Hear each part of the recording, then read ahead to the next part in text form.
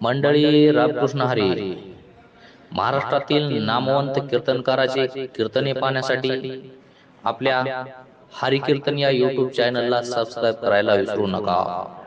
आदरणीय आमदार साहेब दादांचं या ठिकाणी आगमन झालेलं आहे। खरोखर हे आपल्या गावाचं नेतृत्व संपूर्ण महाराष्ट्रामध्ये या गावातून नेतृत्व जात आहे। म्हणून ही मातृभूमी, हे जन्मभूमी खूप धन्य आहे। म्हणून दादांचं एकदा सर्वांनी टाळी वाजवून स्वागत करा। अभंगाचा विषय चालला आहे। तुकोबारायला स्वप्नामध्ये श्रीगुरू भेटले आणि स्वप्नामध्ये श्रीगुरू भेटल्याच्या नंतर ऐका, तुकोबारायांना श्रीगुरूंनी स्वप्नामध्ये मंत्र सांगितला तरी सत्य म्हणला का? ऐका, त्याचं कारण आहे, स्वप्न पदार्थ खोटे असतात पण स्वप्नातलं ज्ञान खोटं नसतं। स्वप्नात एखाद्याने आपल्याला एखादी वस्तू दिली तर ती जागेपणी राहू शकत नाही, पण एखाद्यानं ज्ञान जर दिलं, मला स्वप्न पडलं आणि बापू स्वप्नात आले आणि बापूने मला सुंदर अशी ज्ञानेश्वरीची कोवी सांगितली, मला सांगा ती मला स्वप्नात पाठ झाली, जागेपणी तर उपयोग होऊ शकतो का नाही? होऊ शकतो ना, ज्ञानाचा वापर होऊ शकतो। म्हणून तुकोबाला स्वप्नामध्ये ज्ञान सांगितलं होतं, त्याचा वापर तुकोबाला जागेपणी झाला। संतांच्या संगतीच्या द्वारा भगवंताचा साक्षात्कार झाला आणि भगवंताचा साक्षात्कार झाल्यानंतर तुकोबाराय सांगतात, देवा तुझी संगती, देवा तुझी संगत आम्हाला प्राप्त झाली। काय झालं? झाली आमुची निश्चिंती। महाराज सांगतात आम्हाला निश्चिंत अवस्था प्राप्त झाली। निश्चिंत अवस्था इतकी सोपी अवस्था नाही, फार भाग्यानं भगवंताच्या कृपेनं निश्चिंत अवस्था प्राप्त होत असते। म्हणजे निश्चिंत म्हणजे काय? चिंता रहित। चिंता आणि चिता काय फरक आहे? एका सुभाषितकारानं गोड श्लोक सांगितला, तो म्हणतो, चिता चिंता समाख्याता बिंदू मात्रेन संस्थिता सजीवम दहते चिंता निर्जीवम दहते चिता। चिता आणि चिंता याच्यात एका अनुसाराचाच फरक आहे, परंतु निर्जीवाला जाळते तिला चिता म्हणतात आणि सजीवाला सुद्धा जी जाळते तिला चिंता म्हणतात, चिंता म्हणतात। महाराज सांगतात आम्हाला निश्चिंत अवस्था प्राप्त झाली। निश्चिंत म्हणजे काय? देवा तू मिळाला, आता काही करायचं शिल्लक राहिलं नाही आणि आता काही मिळवायचं शिल्लक राहिलं नाही, याला निश्चिंत अवस्था म्हणतात। पंचदशी नावाच्या ग्रंथामध्ये फार सुंदर वर्णन आलं, ज्या महात्म्याला सद्गुरूंच्या कृपेने भगवंताचा साक्षात्कार झाला तो महात्मा म्हणतो मी किती निश्चिंत आहे। तो म्हणतो, धन्योहम कर्तव्यम मे न विद्यते किंचित धन्योहम धन्योहम प्राप्तव्यम सर्वमाद्य संपन्नम। मी धन्य आहे का? आता मला काही करायचं शिल्लक राहिलं नाही। पुन्हा तो म्हणतो मी धन्य आहे का? देव मिळाला, आता मला काही करायचं शिल्लक राहिलं नाही आणि काही मिळवायचंही शिल्लक राहिलं नाही। ही जी अवस्था आहे याला निश्चिंत अवस्था म्हणतात। परंतु तुकोबारायला लोकांनी देवाने प्रश्न विचारला, महाराज नेमकं झालं काय?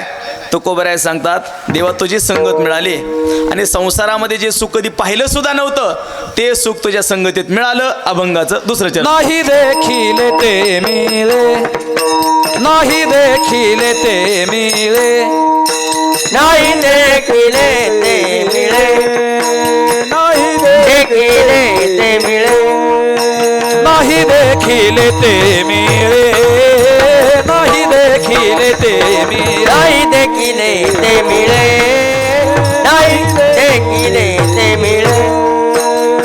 भोग सुखाचे सोहळे सोहळे, नाही देखिले ते मिळे, वा वा, नाही देखिले ते मिळे। भोग सुखाचे सोहळे सोहळे, नाही देखिले ते मिळे, नाही देखिले ते मिळे, नाही देखिले ते मिळे।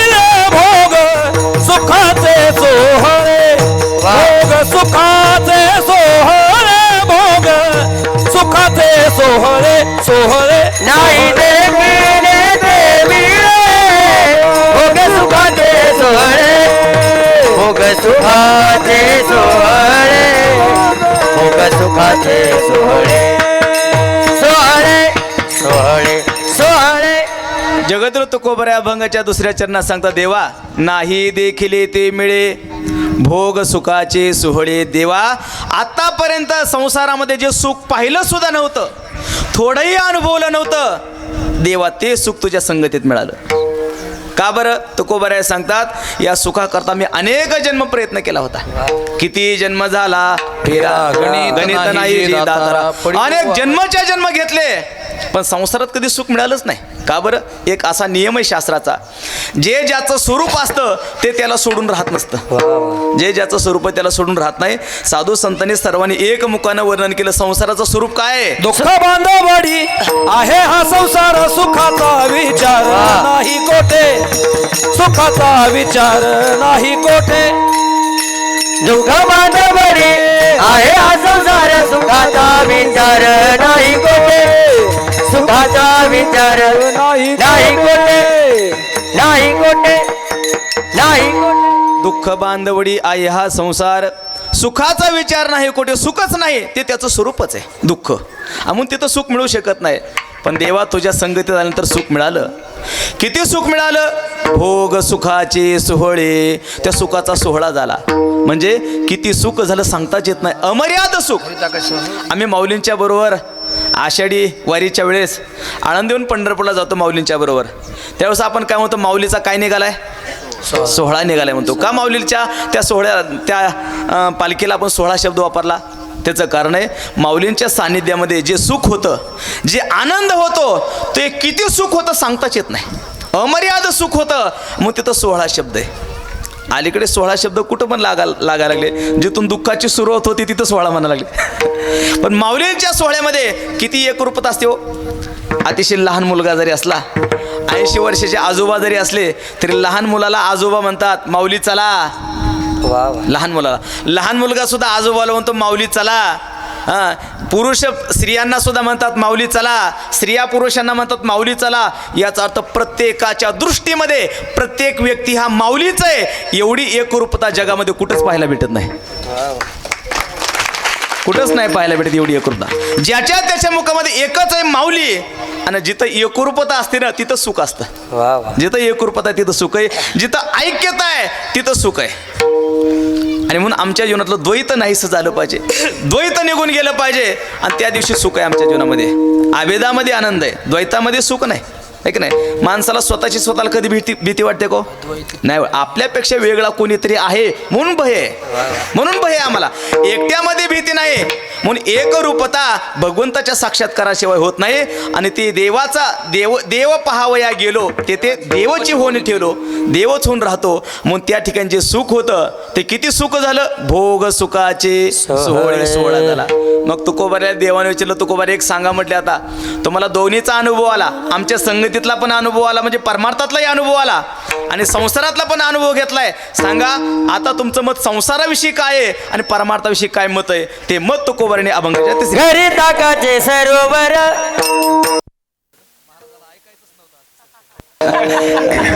घरी ताकाचे सरोवर.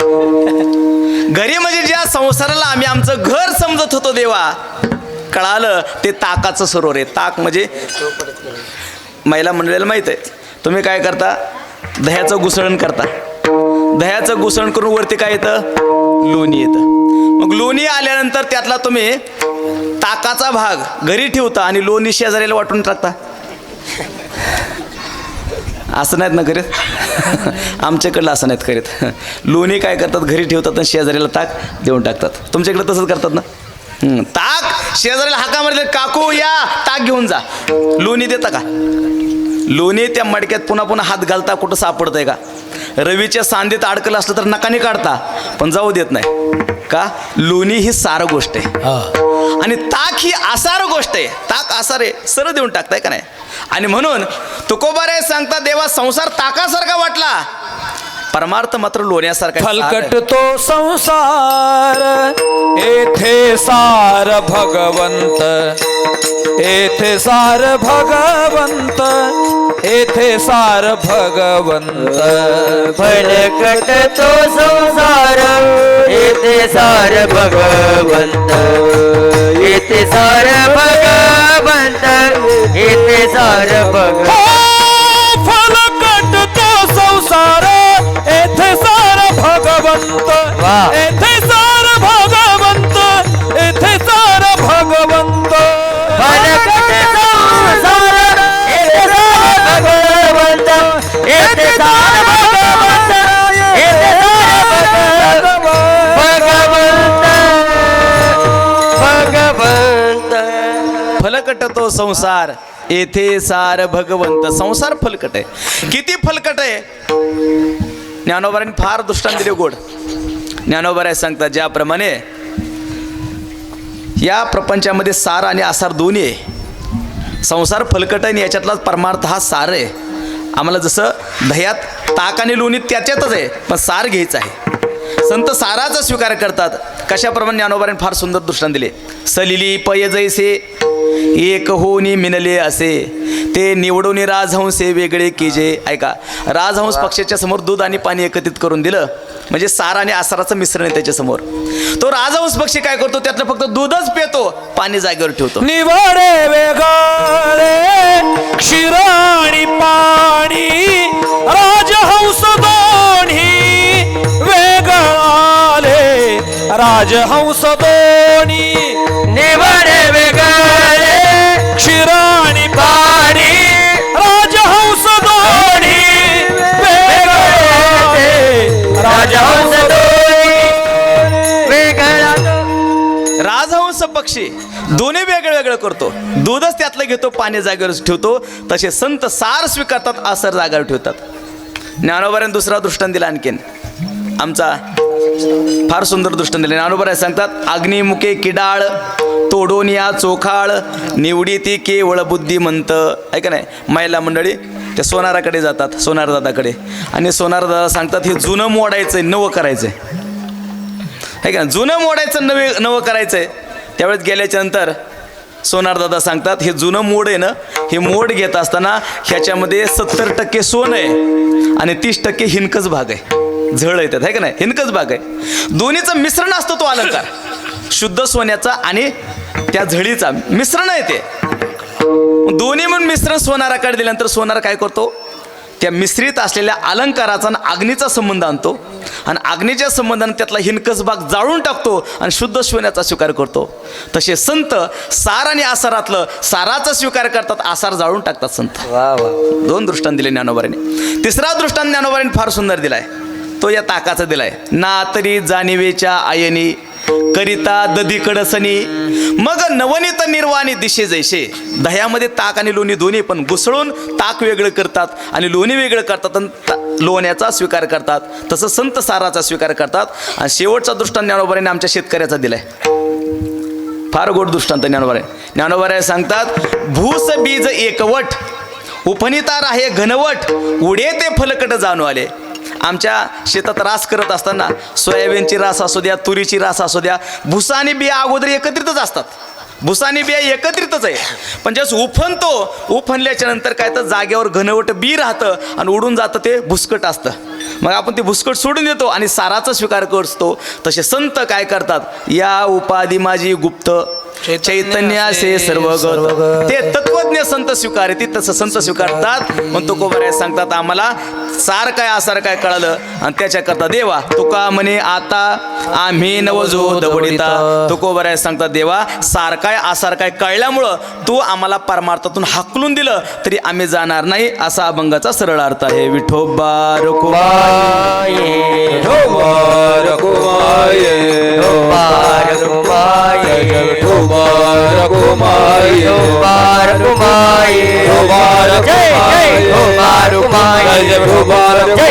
कुंडली कवरदे श्री ज्ञानदेव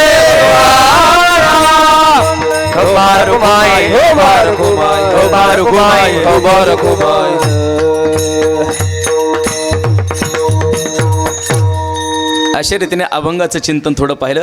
पण थोडं एक 10 मिनटं आपण चरित्र ते उच्चारावे केले देवे गोकुळी. त्याशिवाय काल्याचं कीर्तन संपवता येत नाही. का आम्हाला काल्याचा प्रसाद घ्यायचा असेल तर आमचं वाणी मन शुद्ध झालं पाहिजे आणि शुद्ध झाल्याशिवाय काला खाण्याचा अधिकार नाही. आणि ही शुद्धता भगवंताच्या निरागस चरित्राच्या श्रवणानं आणि उच्चारानं ही शुद्धता. चरित्र ते उच्चारावे केले देवे गोकुळी, केले देवे गोकुळी, केले देवे गोकुळी. चरित्र ते उच्चारावे केले देवे गोकुळी, केले देवे गोकुळी, केले देवे गोकुळी. गोकुळात गोकुळात केलेलं चरित्र उच्चारायला सांगितलं. मथुरेतलं पण सांगितलं नाही आणि द्वारकेतलं पण सांगितलं नाही, गोकुळातलं सांगितलं. ऐका, ते निरागस चरित्र आहे, बालचरित्र आहे. आणि भगवंताने काय खोड्या केल्या. जन्म तुम्ही सर्व कथेमध्ये ऐकलेला आहे का. जन्म झाले, भगवान रांगत होते, रांगता रांगता मोठे झाले, मोठे होता होता चालत राहिले. चालता चालता मित्र परिवार जमा केला आणि सगळा मित्र परिवार असा उदबत्ती छाप होता वाळून गेलेला. कन्हैयाने विचारलं, कारण पेंद्या सुदाम्या वाकड्या तुमच्या तब्येती अशा का, एवढं दही दूध लोणी असताना. त्यांनी सांगितलं, आमच्या घरचं दही दूध लोणी सगळं मथुरेच्या बाजारला विकायला जातं, आम्हाला प्यायला नुसतं ताक असते. भगवान म्हटले, शत्रू पक्षामध्ये जर लोणी जात असेल तर नाकाबंदी करा.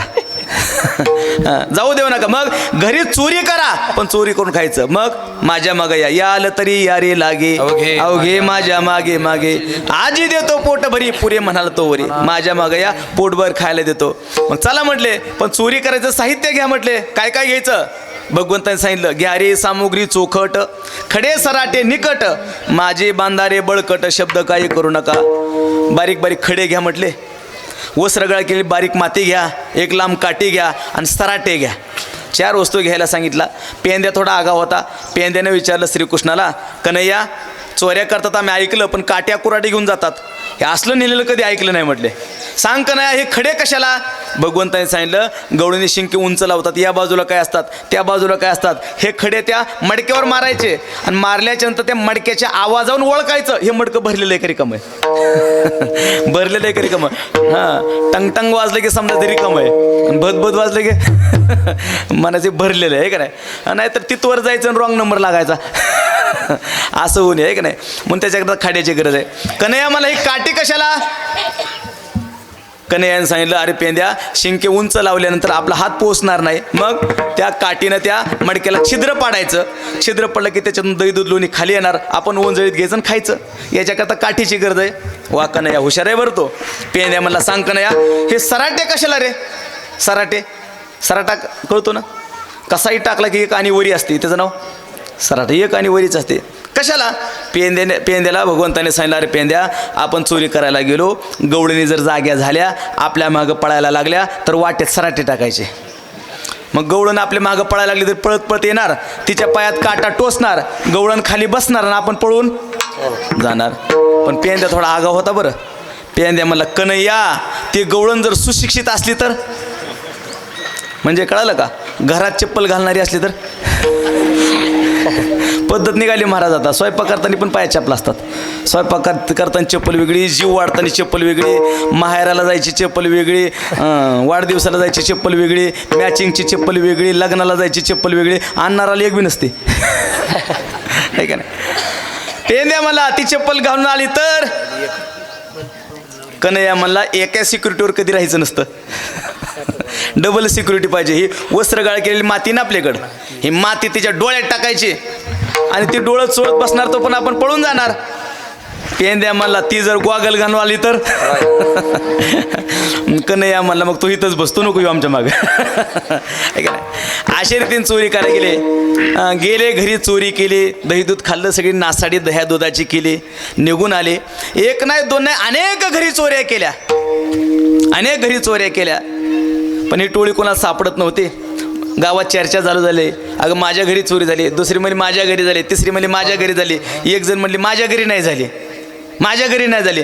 ते म्हणले नीट बघ, हे कळू दे पण देत नाही कधी चोरलं ते.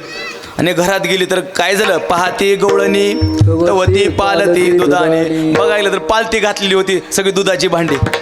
मग त्यात काय दूध राहिलं असेल का. हां, मग म्हणायला लागली, म्हणते नंदाची पोरे, नंदाच्या पोरांनी चोरी केली असं. का बरं म्हटले, गावात टोळीचा अध्यक्ष तीच आहे म्हटले सध्या. तेच पोरं घेऊन फिरतोय, नक्की त्यांनी चोरी केली. आणि सगळ्यांचा मोर्चा यशोदेच्या घरी गेला. ऐका, एक खोडी सांगतो, शेवा सांगतो करतो बरं का. यशोदेच्या घरी मोर्चा गेला.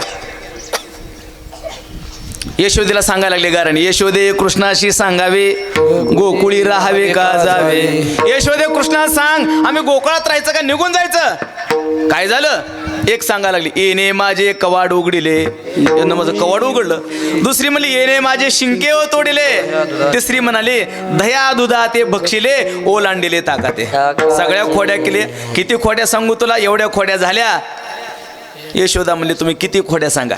मी तुमचं ऐकून घेणार. माझं पोरग खोड्या करू शकत नाही. माझं पोरग कसं आहे, बाळ सगुण गुणाचे ताने, बाळ दिसतंय गोजीरवाने. काय सांगता गाराने गोकुळच्या नारे, काय सांगता गारानं माझं सगुण आहे, चांगले खोड्या करू शकत नाही, माझ्या घरी काय कमी आहे का?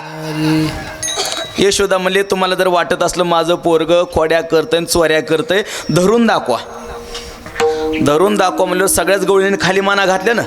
का घातल्या? त्यांना माहित होतं आम्ही एवढ्या दिवस धरण्याचा प्रयत्न केलाय पण सापडला नाही म्हणून हितोर आलोय. हितोर का आलोय? सापडत नाही म्हणून तर तुला कारण सांगा आलोय ना. पण जिच्या घरी चोरी झाली नव्हती पण मोर्चात सहभागी झालती, चोरी झाली नव्हती पण मोर्चात सहभागी झालती, यशोदेच्या घरी यायला तिनं सांगितलं त्याला म्हणावा माझ्या घरी बांधूनच टाकते, माझ्या घरी बांधून टाकते. श्रीकृष्ण परमात्मा म्हणतात पेंद्याला, घर नंबर गिरीचा कुठं राहते ते बांधून टाकते म्हणते आपल्याला, का नाही? भगवंताच्या खोड्यात निरागस खोड्या, का नाही? आणि मग त्या रात्री भगवान एकटेच तिच्या घरी गेले. आहे का? लक्ष देणं आहे का महिला मंडळी? एकटेच गेले भगवान. रात्रीच्या वेळेला पती झोपलेले होते आणि असल्या झोपलेल्या अवस्थेमध्ये भगवंताने काय केलं माहिती आहे का? तिची दाढी आणि ह्याची वेणी दोन्हीची बांधली. काय झालं, चुकलं का? हां, ह्याची वेणी आणि तिची, हे पण चुकलं का? सावध आहेत मग, सावध आहे तुम्ही. ह्याची दाढी आणि तिची वेणी दोन्हीची गाठ बांधली आणि निघून आले घरी. घरी निघून आले. पूर्वीचा काळ होता, गवळणी पहाटे 4ला उठायच्या, दारात सडा रांगोळी करायच्या, चूल पेटवायच्या, लवकर स्नान करायच्या, आहे की नाही? सगळं कृत्य पहाटे 4ला उठून ह्या गोष्टी करायच्या. पूर्वीचा काळ होता, गवळणीच पहाटे उठायच्या. पण आता तसं राहिलं नाही, आता गवळाच पहाटे उठते.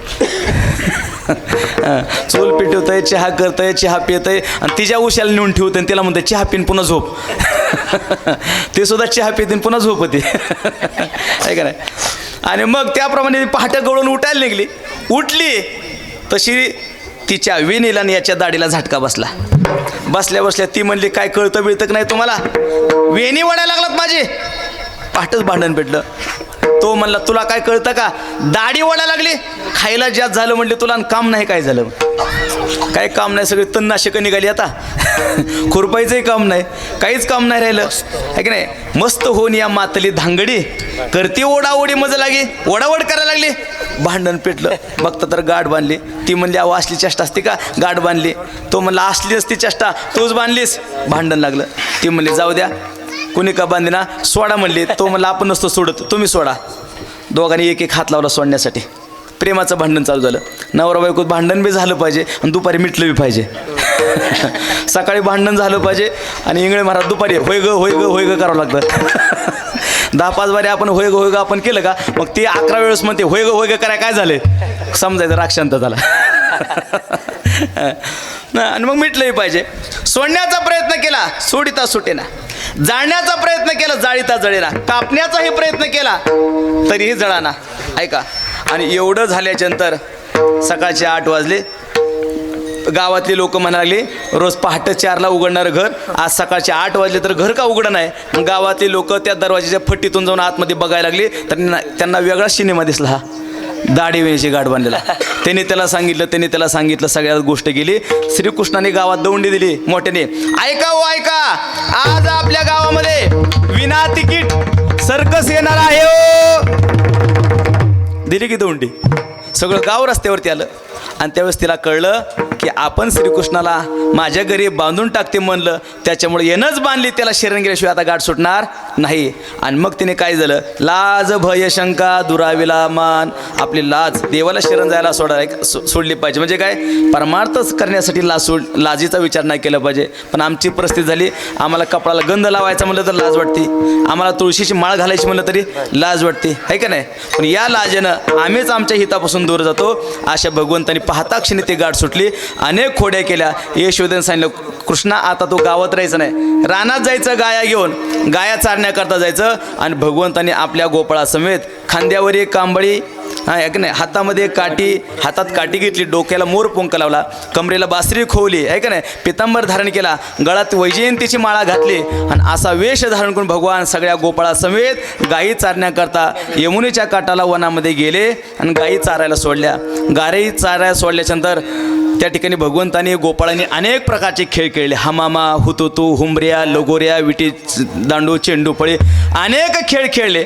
आणि अनेक खेळ खेळल्यावर गोपाळ म्हणले, देवा चला ओळू गाई बैसू जीव एके गाई वळा जेवा का भाऊ केली वनवन पायी पेटी झाला अशी. फार भूक लागली म्हणजे आता खेळण्यात मजा राहील आणि कीर्तनात मजा राहील नाही. भूक लागली, फार भूक लागली आता म्हणले. आणि त्याच्याकरता भगवंताने सगळ्यांनी आपापल्या गाया वळा. गोपाळ म्हणले, देवा एक मन नावाची गाय आम्हाला ओळख नाही, मन ओढळे ना आपली मन. भगवंताने आपल्या कृपेने मनेरी गाय पण ओळली. सर्व गोपाळ कळंबाच्या वृक्षाखाली बसले, कमलाकार पद्धतीनं बसले आणि सगळ्यांची शिदोरी भगवंताने आपल्या शिदोरीमध्ये घेतली. आणि आपल्या हातात घेतल्यानंतर भगवान म्हणतात, भगवंताने सर्वांच्या एकमेकाच्या मुखात ते शिदोरीचा घास घातला. त्या प्रसंगाचं वर्णन श्री शुकाचार्य महाराज भागवतामध्ये करतात. बिभ्रद्वेनुम जठर पटरयो शृंग वेत्रे जकक्षे वामे पानो मसृण कोलम तत्फलान्यंगुलीषु तिष्ठन्मध्ये स्वपरी सुरदो हासै नर्भविस्वयी स्वर्गे लेवके मिशती भुजे यज्ञ भोगबाल केले हे पुंडलिक कृष्ण भगवान की जय. ईश्वर माऊली ज्ञानराज माऊली ज्ञानेश्वर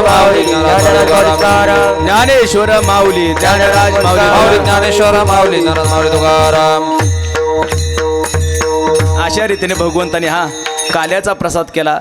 तेच काल्याची परंपरा आज आमच्या या मोहखेड गावापर्यंत साधू संतांच्या कृपेने आले. तो आपण उत्सव अतिशय आनंदामध्ये साजरा करत आहोत आणि असाच हा उत्सव दरवर्षी वाढत राहो. सर्व महाराज मंडळीची महान गुणीजन मंडळाची या ठिकाणी उपस्थिती आहे. आमचे कृष्णा महाराज आहेत, आमचे बापू महाराज आहेत, आमचे बोधेगावकर महाराज आहेत, आदरणीय दादा या ठिकाणी उपस्थित आहेत.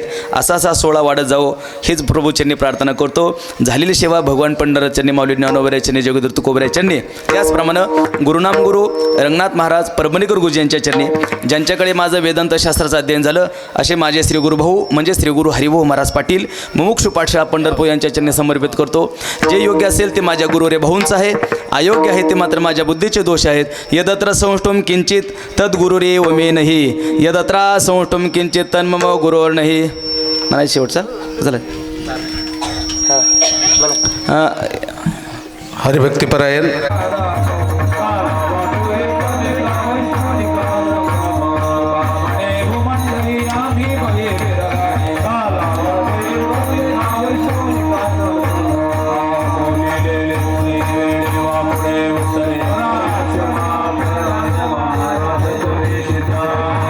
विचारिला